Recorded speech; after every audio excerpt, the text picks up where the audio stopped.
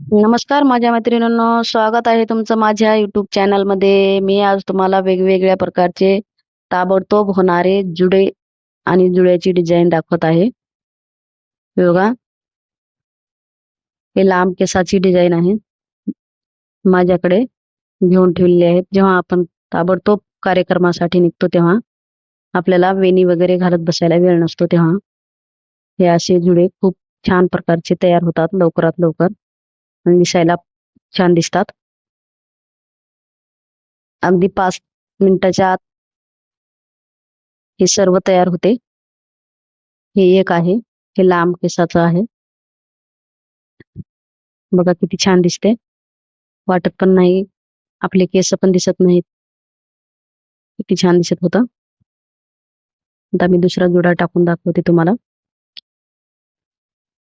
मी लग्न समारंभासाठी किंवा कोणत्याही कार्यक्रमाला जाण्यासाठी मी असे जुडे ताबडतोब तयार करून जात असते. एक तर माझे केस खूप छोटे आहेत आणि कमी आहेत, ते बरोबर दिसत नाहीत, म्हणून मी असे जुडे मागून ठेवलेले आहेत. तर आपण अगदी 5 मिनिटाच्या आत हा असा जुडा तयार करून आपण तयार होऊ शकता. हे बघा, ह्याला पण क्लचर आहे. फक्त क्लचर लावल्यानंतर आपला जुडा तयार होतो. हे बघा, सिंपल आणि साधं आणि कमी वेळामध्ये आपला जुडा तयार झालेला आहे. हा तर सर्वांनाच माहित आहे. मला मागचं काही दिसत नव्हतं, म्हणून मी जसं येईल तसं तयार करण्याचा प्रयत्न करत होते.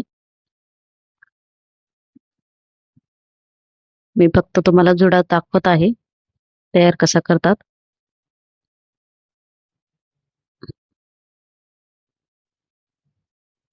हे बघा,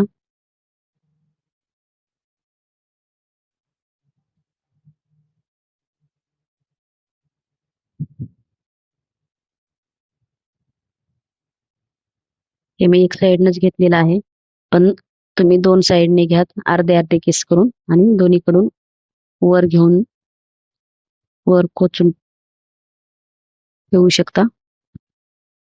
फक्त दाखवण्यासाठी तुम्हाला एकीकडेच खोचले होते. मागे काय होत होतं मला काही दिसत नव्हतं. बघा, मी असे वेगवेगळे जुडे तयार करून कार्यक्रमाला हजेरी लावत असते. माझ्याकडे वेळच नसतो केसाला वेगळ्या प्रकारचं काहीतरी डिझाईन करण्यासाठी, म्हणून मी असे ताबडतोब होणारे जुडे तयार करत असते.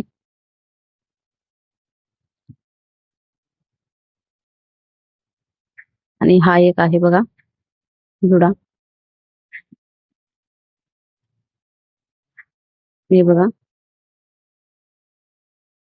ही मोत्याची माळ आहे. मी जुड्याला लावण्यासाठी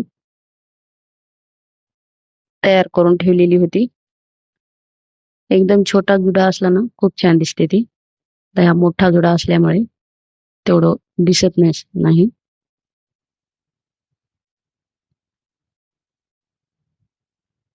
आणि हा दुसरा एक आहे.